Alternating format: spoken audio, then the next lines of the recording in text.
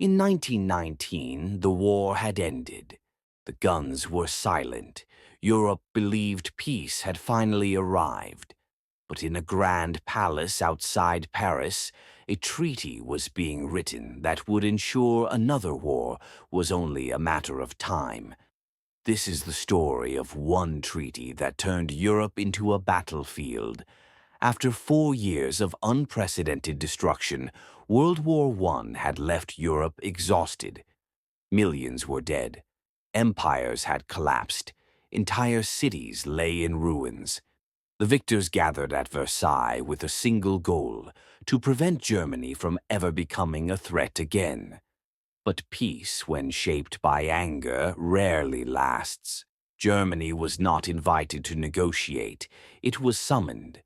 The terms were presented as final. Germany could accept them or face invasion. The treaty stripped Germany of territory. Its military was reduced to almost nothing. Its economy was burdened with enormous reparations, blamed entirely for the war. But the deepest wound was not economic or territorial. It was humiliation.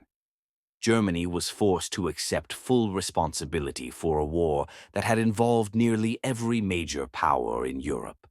To many Germans, the treaty was not peace, it was punishment. As the ink dried on the Treaty of Versailles, something dangerous was taking shape: resentment. Germany's economy began to collapse under the weight of debt. Inflation spiraled out of control.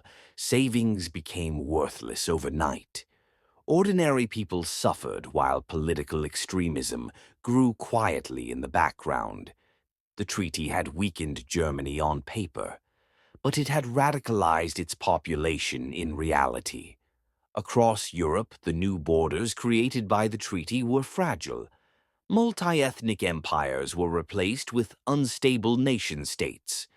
Minorities were trapped inside borders that did not reflect identity or history. Peace existed, but it was thin, and it was temporary. Within a generation, the anger born at Versailles found its voice.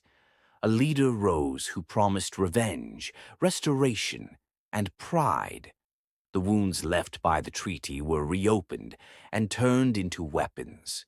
When World War II began, many believed it was a new conflict, but in truth, it was the continuation of a war that never truly ended in 1919. The men who designed the treaty believed they were securing peace through punishment.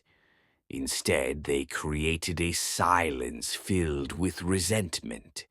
And when that silence finally broke, Europe burned again.